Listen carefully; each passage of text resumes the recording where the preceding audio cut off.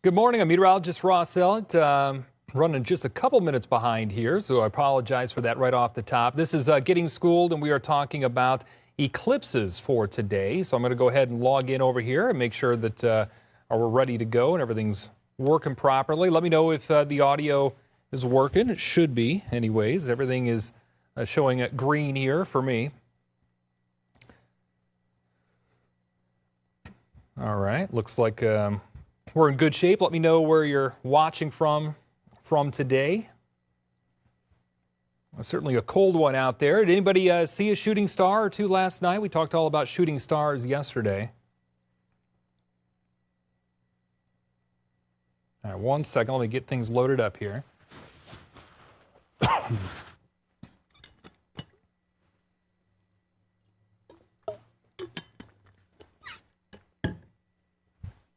All right.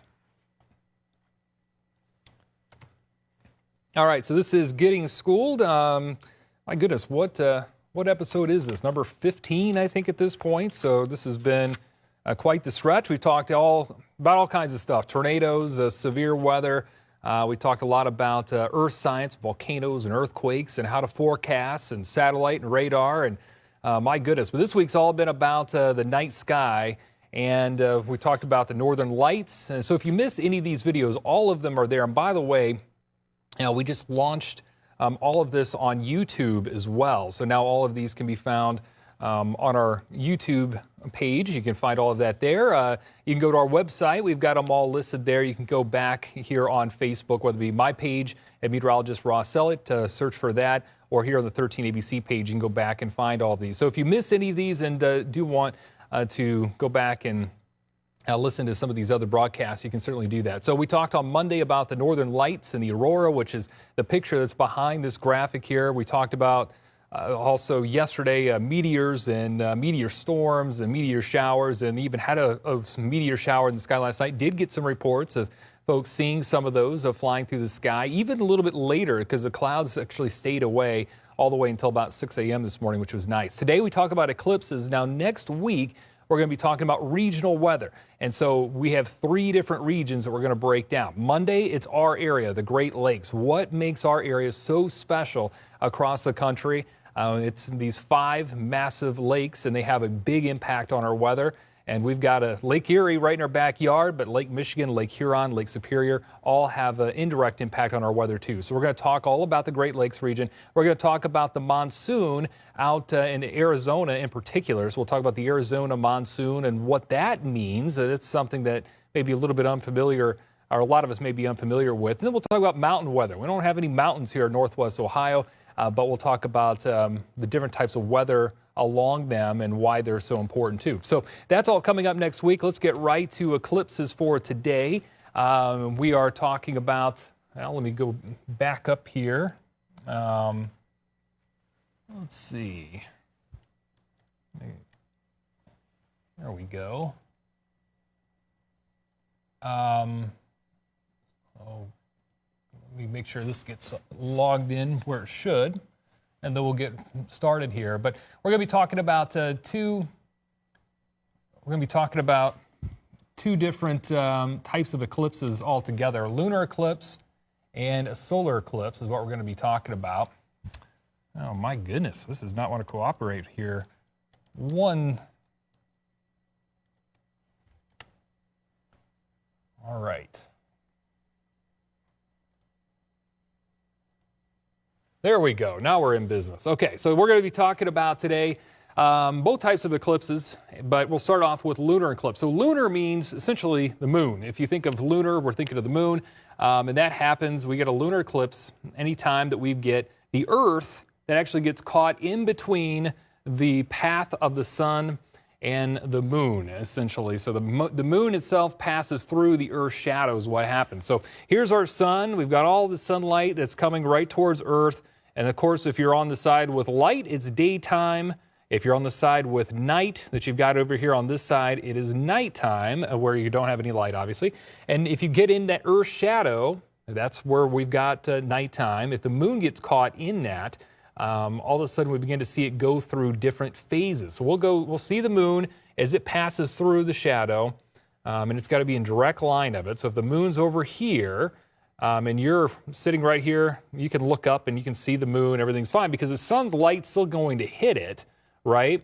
And then we're going to be able to look up and see that. It's almost like a mirror reflection. So that's how the moon works. That's why we see different phases of it, because depending on where it's at and how much of it is illuminated, we're going to see what looks like a different phase, a different shape of the moon. So it might be the full moon, it might be a slim crescent moon that just takes up a little piece of the sky, but it depends where the moon is at. Well, occasionally the moon itself has no choice but to go right in the path of Earth's shadow, and it has no sunlight on it whatsoever. And when it emerges from that, all of a sudden it has all of the light altogether. So it'll go through basically a full moon, it'll shrink all the way up to nothing, and then just from that glow, almost kind of see almost a red haze over the moon, and then it comes back out again, and we see all the phases of the moon, and it goes back to full moon. This is certainly a cool and neat eclipse if you haven't seen one. And we'll talk more about when we're going to see more of these here coming up momentarily. And here's the list. We'll talk about it right now. So we've got what are called partial eclipses, and we have total eclipses. A total eclipse means that the entire moon, in this case, or when we talk about the sun, it'll be the same thing, but the entire moon is going to disappear, or it almost appear that it disappears. Of course, the moon is still there, but as it moves into that shadow, it goes totally away and then comes back out of it. If it's partial, that means the moon is just kind of clipping that shadow, and we'll lose a piece of it and then it'll come back. So the next partial lunar eclipse that we'll be able to see here isn't until next year. These are relatively rare. So if you want to write this down, if it's something that you want to keep an eye on, or you don't have to write it down too, we'll let you know next year as we get closer. But it'll be November 19th, 2021. So we've got a whole year and a half to go before we get to that point. But what's going to happen the following year is going to be much better. When we get to May 15th, 2022, so that is a little over 2 years from now, we're going to have a total lunar eclipse. And guess what? We get another one later in that year, November 8th, 2022. So we're going to have 2 lunar eclipses coming up in 2022. It wasn't that long ago, a couple years back, we had the same thing, that we were able to see 2 lunar eclipses in the same year. And then yet we've gone a period where we haven't been able to see anything. So next year we get a partial lunar eclipse, but it gets a lot better in 2022 when we have 2 complete lunar eclipses, which means, again, the moon going through that transition phase. So at the bottom of the screen, you can see kind of what happens. You get the full moon. It goes into the shadow. It's totally blocked up. It almost looks reddish and kind of a reddish haze, and it comes out and it's a full moon again, which is certainly very neat. And I've seen several of these lunar eclipses over my lifetime. I'm sure all of you guys, if you haven't seen one, you'll have the opportunity to see several over your lifetime too. Where things become much more rare and where things become much more exciting, what I'm really excited about is solar eclipses. So this happens whenever the moon itself passes between the Earth and the sun. So now this time, the moon itself is going to produce a shadow on the Earth. And because of where the moon is at, this shadow isn't as large, at least the total shadow that's going to block everything out from the sun. The sun is very large, the moon is not. You may be wondering how it can even block it out. It all has to do with how far away the moon is compared to the sun. The sun is about 400 times larger in diameter than the moon. 400 times larger. But the moon is also about 400 times closer to Earth than the sun.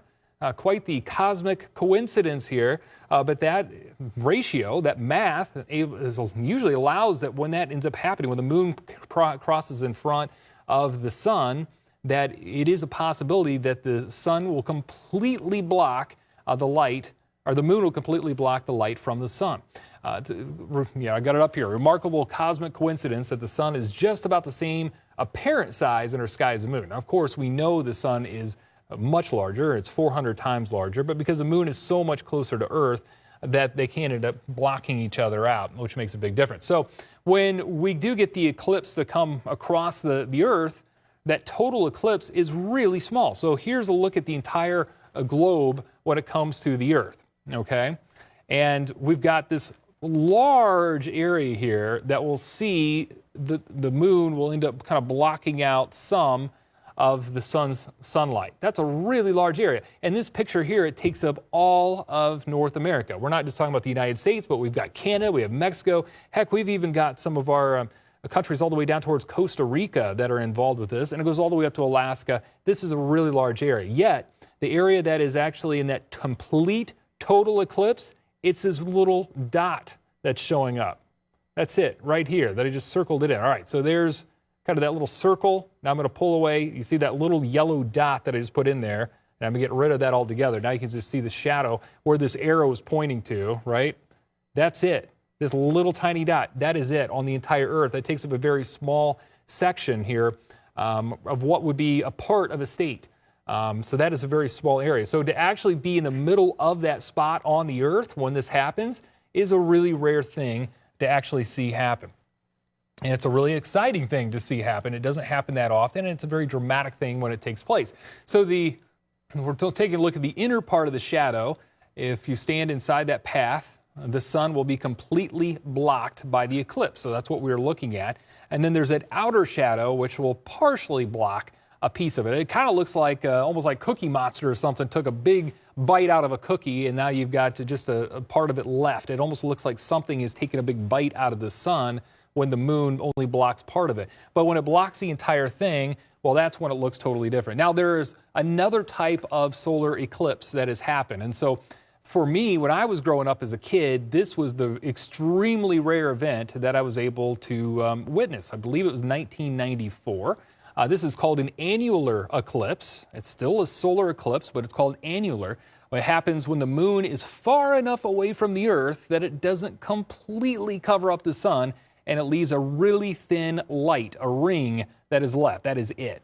So this picture that we've got here is an annular eclipse. You've got, this is the moon right here. Whoops, not there. Let me go back. All right, so here's the moon that is right in the middle of this shading. So this is the moon that is blocking the sun's light.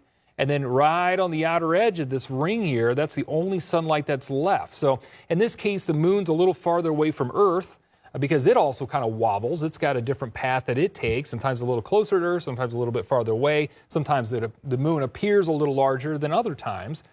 Same thing when we talk about a supermoon, and that means it's a little bigger and brighter than it typically is, and then sometimes it's a little farther away. Well, when it's a little farther away, you see it is not completely the same apparent size of the sun at that point. And if it passes in front of that path, you get just this ring that is left altogether, which is neat. It's not nearly as neat as when it completely blocks it and the whole sky goes dark in the middle of the day, but it's certainly bizarre to see something like this. And when I was a kid, again, I was like fourth grade, I was able to go out and see this in the middle of the day. And it was a really rare thing, and the weather was perfect all across northeast Indiana, northwest Ohio. In fact, northwest Ohio had the best view in the entire world for this annular eclipse that happened in May of 1994, and the sky was completely sunny. I don't think there was a cloud in the sky. This is not going to happen again in our lifetime. My lifetime, your lifetime, it's not going to happen again. That's the bad news. The good news? Well, there's some really good news, and it's coming much sooner than decades from now. There's a total solar eclipse, which is even cooler because this is when the moon completely blocks the Earth, and the entire sun is essentially hidden from view. The sky becomes dark for a few seconds or as much as 4 to 5 minutes in rare circumstances, and you get twilight, so it almost looks like a sunrise or sunset on the entire horizon all around you. A really, really neat thing. In fact, we understand the science of it now. I just shared that science with you. They didn't understand it thousands of years ago, and it was really scary. Can you imagine all of a sudden if the sun just disappeared out of the sky? In ancient China, people would bang drums and pots and shout to scare off the dragon that was eating the sun. That's what they thought. That was their science. They thought a dragon was eating the sun a couple thousand years ago. And so they would make as much noise as they could to try to scare that dragon away. Of course, the sun always came back, so maybe they thought that beating the pots and drums worked, but as we know, whether they did that or not, it was always going to come back. Clay tablets from 2,300 years ago show the eclipse caused great fear. Well, that's not hard to believe. All of a sudden, again, the sun disappears out of the sky, and eclipse predictions started about 2,000 years ago. So the science of this started to become It isn't something that just happened over the last 100 years. This has been around for hundreds and actually thousands of years. Today's science, NASA has each eclipse predicted with excellent accuracy for hundreds of years into the future. And we can go hundreds of years into the past and see when eclipses happened. This isn't something like a weather forecast where we can predict what's going to happen, say, in a week, and the weather will probably be close to that. No, NASA's got it down to an exact science, and they can, to the second, can tell you what's going to be happening years and years and years from now. But they're still making discoveries about the eclipse today. In fact, lots of science is done during the middle of a total solar eclipse. In fact, a lot of it was done back on August 21st, 2017. This is the last time that we had an eclipse. Maybe you remember it. Maybe you went out and got to see it. For us, it was a partial solar eclipse. It was not total here, although it was through a big swath, a big line right through the country. So that was a big, big deal across the United States, and that was just 2.5 years ago. Not that long ago, almost 3 years ago. It happened in August again, just after school started there in 2017, going into the 2018 year. The last time that we had a total solar eclipse here, it was 218 years ago. That's right. You know how old Toledo was at that point? 3. Toledo was still a toddler at that point. It had only been around for 3 years. That was it. 1806 was the year, and you can see the path across the United States. And it goes right through northern Indiana, southern Michigan, right through northern Ohio, out towards just north of New York, Boston, and that's all the areas that were covered with this. 1806. It has been that long since we've had anything like that. Now, if you're doing the math on it, you go, it hasn't been 218 years yet. Well, you're right, but we're talking about 218 years until the next one that happens, and that happens to be coming up here in 4 years. And I know 4 years from now seems like a long time, but I assure you it's going to go by much quicker, and this is something to really pay attention to because this is a once-in-a-lifetime thing that's going to happen in our area. April 8th, 2024, the next total solar eclipse is going to happen right across our area, and all Northwest Ohio will be included with this. And by the way, it's going to be better than what parts of the United States had in 2017. And the reason why is that this eclipse is going to last nearly twice as long. So it's even more rare in that regard, as it's going to be happening for several minutes, which is pretty remarkable stuff. So as you could probably tell, I'm very excited about this. I've never witnessed a total solar eclipse in my lifetime, but I'm very excited about it. The path is going to go through, this is the area here. And I'm going to turn my color to something a little brighter that'll pop out a little bit more. There we go. How about kind of a hot pink purple mix? That ought to do it. So let's go back here, and you've got Indiana, you got Ohio. This is going to go cover areas just north of Cincinnati, just northwest of Columbus, and continue all the way up. All of Cleveland's going to be right in the bullseye with this. Toledo's going to be in the middle of it, although as you head out towards, say, Bryan, Fulton County in particular, going to be just outside of the totality. Just about the whole thing will be covered up, but it won't be the entire thing. You can see this thing goes right through Ohio, and it goes through Indiana. It goes all the way down into Texas. It goes up to Buffalo, New York. Erie, New York is involved with it. But that's the whole streak that's going to be included with this. And so this is going to be a remarkable event, and I'm really, really, really hoping that the clouds don't mess this one up. It could still be chilly. It's April 8th. We know that it can still snow at that point, too. We know we can have some bad weather. We're really hoping that that's not the case. And it's a shame we can't come up with an accurate forecast 4 years in advance on that one, but it's something we definitely can't do. Don't worry if I won't be able to see this, because I don't think that my life is going to last this long, but yours might. 2099 will be the next time that we have a total solar eclipse that takes place right over northwest Ohio. And here's the path on that one: North Dakota, Minnesota, Wisconsin, right through northern Indiana, southern Michigan, and then Ohio once again. This one's going to go right overhead. So a total, again, you got to keep in mind, we went 218 years without a total solar eclipse here. From 2024 to 2099, I know it's still a long time. You're still looking at, what, 75 years in that time frame there. But having two in a 75-year time frame is a pretty rare deal. But who knows? You might be around for two of them in this part of the country if you stick around. So September 14th, 2099, and usually the weather at that point of the year is really good. Usually we have a lot of sunshine, and hopefully that'd be the case on that day also. In case you're making plans, put that down on the calendar. Don't put it somewhere where you're going to remember. That's a ways down the road, just 99 years from now. Let's go ahead and take a look here at some of the other funny things that happen in the middle of eclipses. It's pretty interesting stuff because the sun goes away. So animals, they don't know what's going on. And so they become confused. Birds a lot of times go back to their nests. They may stop singing. Bugs come out because they think it's time to come out. And mosquitoes, if it's mosquito season, although April 8th, we have nothing to worry about here about mosquitoes. They're not hanging around at that point. But the bugs that are around, a lot of times they'll come out. The birds will go back to their nests. They think it's time to go to sleep. Even though it's not, they'll come out a few minutes later when the sun comes back out. Temperatures drop during that time because the sun goes away.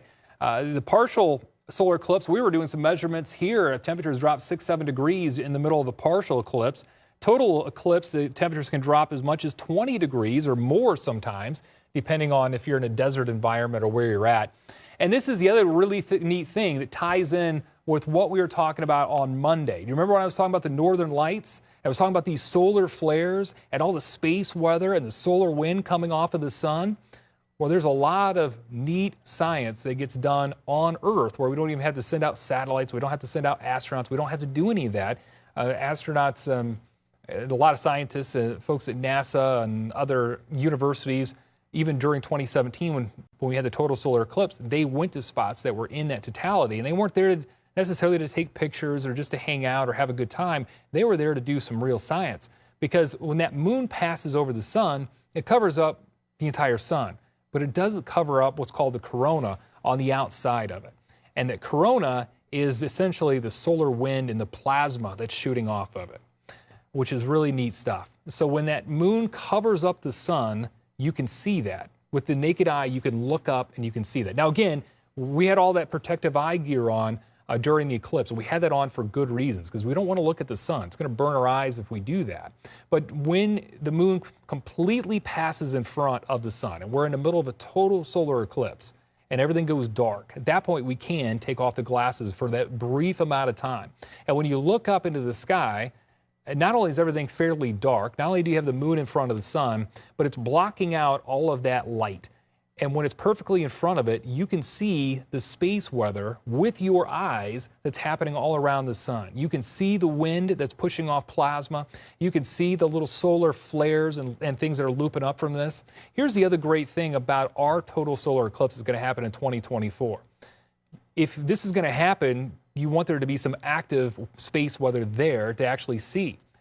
Well, right now, there's not a whole lot going on because we're in that solar minimum. Right now, we're at the lowest point of that natural cycle that goes up and down on how active the solar weather is. Right now, there's not a whole lot going on. In 2024, going into 2025, that is our next solar peak. And that's when there'll be a heightened amount of solar activity. There might even be some sunspots or solar storms that are trying to take place, maybe solar flares. So there's going to be a lot of different things potentially to see when we get to that point. At least that's a possibility. We don't know exactly what it'll look like, but the chances are much higher that we'll be able to see that and see it without a telescope and be able to see it for a naked eye, with a naked eye, but only for a short period of time. And we've got to put the glasses back on as we begin to see that sunlight come back in.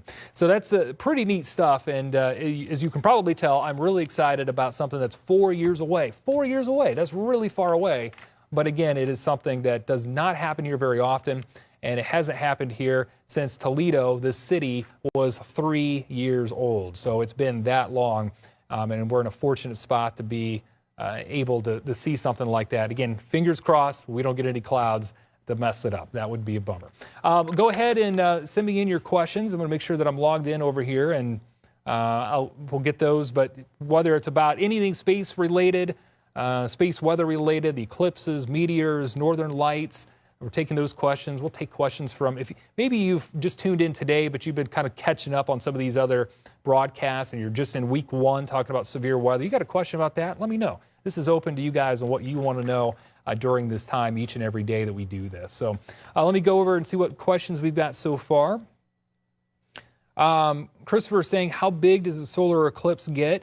Well, hopefully some of the past there of the, when I was kind of showing the Earth, hopefully that helped out a little bit. The areas on Earth that see an eclipse, he's talking about a solar eclipse in general. The area of a total eclipse is really fairly small. It'll take up part of a state. Like even the big one that's going to happen for us in 2024 doesn't take up all of Ohio, but it does take up the majority of it. So it's not a really large area, considering the entire world has a shot of seeing this solar eclipse. There's only really a narrow area that's going to see it completely. A lot of spots may see a kind of a bite out of the sun, but that's about it. Hopefully that answers your question. I'm not exactly sure. If it doesn't, just reword it, let me know, and we'll try to answer it again here. Has an eclipse been blocked by cloud cover before? Yeah, sadly it has. Now we've been really lucky here.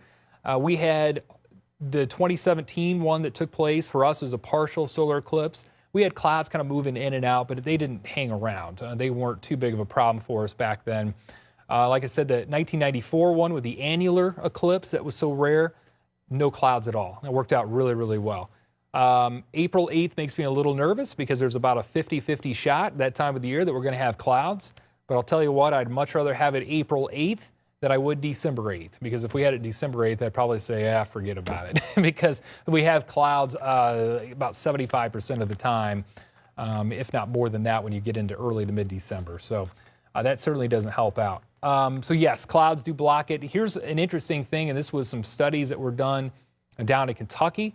I went down to a weather conference back in early 2018, and they talked a lot about some research that was done in different parts of the country on the solar eclipse and what happened with the temperatures. But they also were showing as the temperatures drop, a lot of times during the summer, as it heats up, that heat begins to rise. You need that air to rise to form your clouds.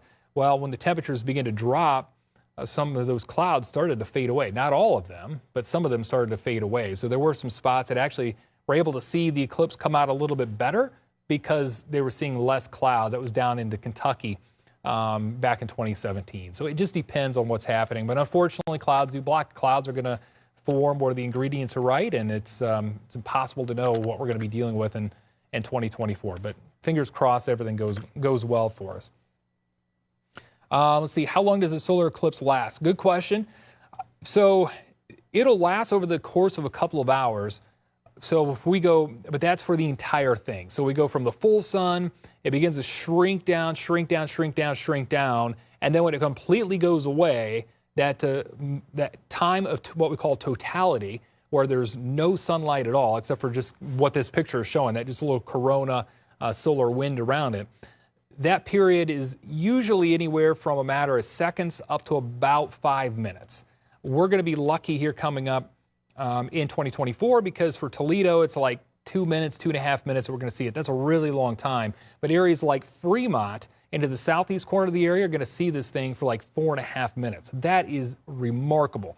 It's remarkably rare is what it is. So it's a long time for the totality part of it. And I think that's really what matters most of all. But it still is going to go over the course of 2-3 hours anyways, from start to finish, for all the way through it. Question, how do we stay safe during an eclipse? So the big thing is the threat from an eclipse is the same threat that you would have on any other day if you were to look up at the sun. If you look at the sun, that light is so intense, so bright, that it can come in, it can actually partially blind you or cause black spots that aren't going to go away with your vision. So on any given day, you don't want to go look at the sun. Now, you may think, but I look at sunrises or sunsets and I see pictures of them all the time. How can I see that?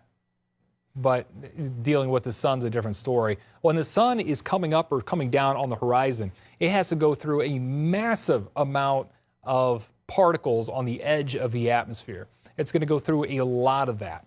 And that helps to block a lot of that light, and it's not nearly as intense as the sun's coming up or coming down if you were to look at it. And so in that situation, we're okay. But when that sun's directly overhead, or it doesn't even have to be directly overhead, once it starts to rise and becomes quite bright, if you look at it, it can certainly cause harm to your eyes. So the thing during a solar eclipse to be able to safely view it is to have these solar eclipse glasses. We had a lot of them in 2017. There'll be a lot of them again coming up for our next eclipse. You can buy them now if you want to, probably on Amazon or eBay or something like that. Again, you probably wouldn't want to buy one now and hold on to it all the way to 2024, just in case it scratches or something happens to it, and then it's not really in a usable condition, but because they're not the sturdiest things in the world. They basically have paper, cardboard surrounding it on all sides. But that's the main thing to just keep in mind during a solar eclipse to protect yourself is you want to protect your eyes from the sun and seeing that. And again, when it's in that moment of totality, then we can take our glasses off for that couple minutes or whatever and see it. Because we're not going to see it if we don't take our glasses off, because everything's going to go black on us because there's no light at all. But when that sun's completely blocked at that point, that's a different story. The entire other periods of that eclipse, so we want to make sure we protect our eyes. We don't want to harm them at all. Let's see. So can it snow while the solar eclipse is going? Yeah, it can do. I mean, we can have severe weather. We could have snow. We could have a clear sky. We could have any other type of weather out there that we would normally have with a solar eclipse. It doesn't change anything in that regard. Again, the temperature will drop. So if there's some type of weather going on that is being impacted by the temperature. So if, like I say, if there's a pop-up thunderstorm or something and it's been driven by a lot of heat and now the temperature drops off quite a bit, that storm might not go away, but it's probably going to weaken somewhat. The clouds might try to dissipate a little bit more, but that's only for a short period of time anyways. And so there definitely is an opportunity to get snow or severe weather or anything like that while that's going on. We'll take a look here, see if there's any more questions, anything that I've missed here. Let me know if there are any other questions if I haven't gotten to that already. Again, 2021, there'll be a partial lunar eclipse, but then things start to get more interesting in 2022 because that year we have 2 lunar eclipses, so that's already nice. Actually, in 2023, we'll be clipped by a partial solar eclipse, so it won't be nearly as interesting as what we saw in 2017. But the big one, that is April 8th, 2024. Northwest Ohio is in an incredible spot to see that eclipse. The best spot that we've been in more than 200 years. So really, really neat stuff. Good question. So from Jenny Webster saying, my son wants to know, can you look at the moon? You can look at the moon all day long. No problem there. So the moon is kind of like a mirror. It's reflecting some of the sunlight that's coming from the sun, and then we get to see that, but there isn't anything in the night sky that's going to blind you. The only issue is just looking at the sun. It's just something that you just don't want to do. If it's a sunrise, if it's sunset, totally fine. If it's in the middle of a total solar eclipse, then you can look at it. But any other time, you just want to make sure that you've got those protective glasses on you. And if you do, then you can look at it at that point too. But yep, good questions. Fun week. I love the night sky, and I know that it doesn't have a whole lot to do with, I mean, there are small things here and there that have to do with our weather, but in large part, it is pretty separate, but it's still a fascinating thing. And again, if we were talking about the meteors yesterday, meteor showers, if you missed last night, which again was a small meteor shower, it was not a big one by any means. There's another one that is coming up, I think it's on May 6th at peaks, but then the bigger ones, well, that's in the middle of August, and then October and November. When we get into the second half of the year, every year we start having a lot of these that start rolling into place. So a lot of neat things to see in the night sky. And yep, you can look at the moon all day long, no problem with that. I'll talk with you guys later next week, Monday, Tuesday, and Wednesday. We'll talk about regional weather. So Monday, Great Lakes weather. Then it's going to be about the monsoon. And if you don't know anything about the monsoon, you'll love that. Again, you'll learn something. I guarantee you're going to learn something next week that your parents don't know about the monsoon. So you can teach them if you want. And then coming up on next Wednesday, a week from today, we'll talk about mountain weather. So our guys, have a good day.